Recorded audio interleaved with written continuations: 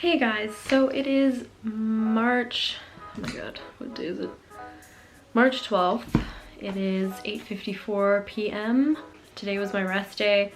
I've just been eating a lot of protein today, mostly. I've been doing intuitive eating for 2 or 3 months now. I finished my show in November and then I did the reverse diet, which was like, it was good for me, but I really didn't like it because I still had to like count my calories and everything. I stopped doing that. I put the scale away, the food scale and like the real life scale. Like I haven't stepped on a scale since one of my last videos, like at the gym, where I weighed 132 pounds, which is 22 pounds up from my stage weight. I am much leaner than I was last time I weighed 132 pounds. Like last time I weighed 132 pounds was in the summer and I had a significant amount of body fat all over me.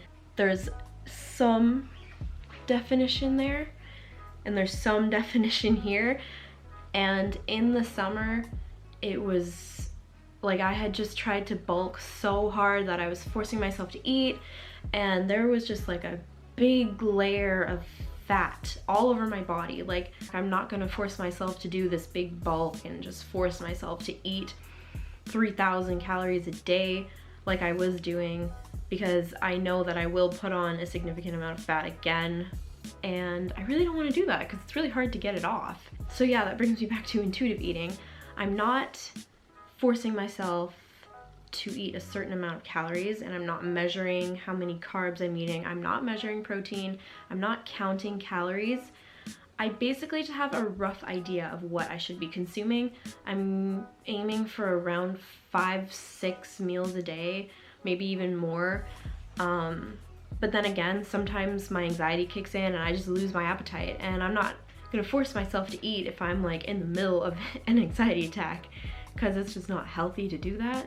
You eat when you're hungry and you eat until you're full, you eat until you're satisfied. You eat what you know is good for you. I'm doing it. I'm not eating like ice creams and pizza. That's what I didn't like about If It Fits Your Macros, because you could be eating like crap, and if it fits your macros, it's fine. And it's not, because it makes a difference. I just didn't like that because I would often use If It Fits Your Macros as an excuse or a way to justify my eating habits. And now it's like, I don't need to obsess about it.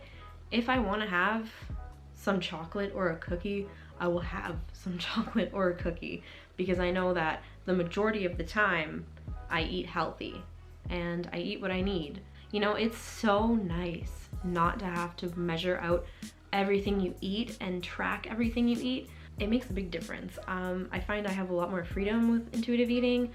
I'm not as stressed out about eating, because If It Fits Your Macros really stressed me out. I was always pushing myself to reach that goal, or you know, if I was eating too much, if I was eating too little, I would just stress out about food, and my relationship with food just got completely destroyed. And now with intuitive eating, I'm actually excited every single time I get to eat, and my appetite has actually gotten bigger since I started intuitive eating, instead of just suppressing it and it getting smaller because of my hatred towards food. Now I actually enjoy eating, and I enjoy that freedom, and I don't know, I think my relationship with food is much better now that I have switched to intuitive eating. So I'm basically just gonna give you guys a rundown on what I eat throughout the day. I actually wrote it down on my phone. This was a really good day for me. I ate very healthy and I was very proud of myself. And I wrote it down because I figured it would be a good example to give you guys, just so you can see like what I eat. Okay, so meal one, I wake up at 7 o'clock to get ready for school. So normally I have 2 breakfasts. I make breakfast at home before I leave for school, and that consists of oatmeal, yogurt, and any type of fruit that I can find. I put it in, I mix it in, I eat that. And then I have my shower, I do what I need to do for school, and then I pack my lunch. And when I get to school, normally in my first class, so like an hour and a half later after my first breakfast, I will have my second breakfast, which consists of oatmeal, again, yogurt, apple, strawberries, and sometimes I put something like dark chocolate or Cheerios in there. or like shredded coconut, flaxseed, just anything I can find really. I guess another 2 hours goes by and it's lunchtime. I will have, this whole week I've had turkey meatballs, yams, quinoa, walnuts, and then I'll have an apple in my lunch as well. I try and eat a lot of fruit because it's an easy way to get carbs in, and it's full of vitamins and it's delicious. So after lunch, a few hours goes by and then I will get home. I'll be starving most likely. This whole week I've been going to Save On Foods or like whatever grocery store, and I've been getting the fresh snapper fillets from across the counter, and I've been making those when I come home, and I've been having those with quinoa and kale, and it's so amazing. Like, I normally don't eat a lot of fish just because it's pretty expensive to buy really fresh over here, but there's been a lot of sales going on, so I've just been buying fish and then coming home and making it, so it's like super fresh. And then I have it with quinoa, and that's like, I guess you could say that's my second lunch. After that, I will have my pre-workout meal, and that normally consists of 2 to 3 eggs and then 2 pieces of sprouted wheat toast. I eat sprouted wheat bread because it is much better for you than just a regular flour white bread or baguette or something.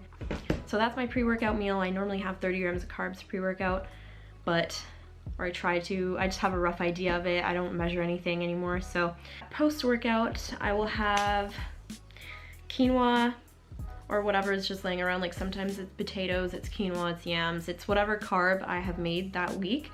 And I've been having red meat after I work out. I just find that it helps me more with recovery.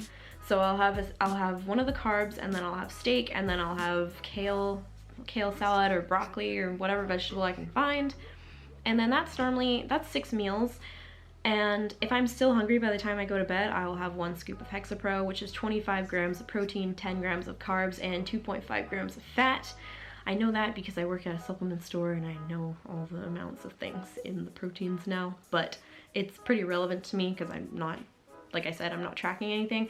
But that's just if I feel hungry before I go to bed, because I know I will wake up at 6 in the morning and I'll be hungry, and then it'll just ruin my day because I won't be able to fall asleep again.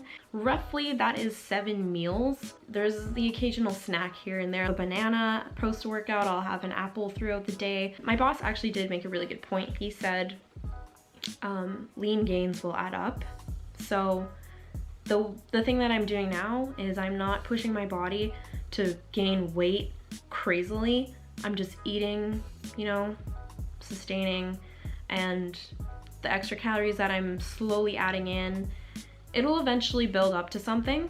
5 pounds here, 5 pounds there. It'll all add up. So I don't want to just force myself to just gain as much weight as possible, because that last time I did that, it led me in a really unhealthy direction, and I looked gross and I felt gross, and now I really like where I am. So yeah, that's basically my rundown on intuitive eating and like what I eat and how I'm approaching food.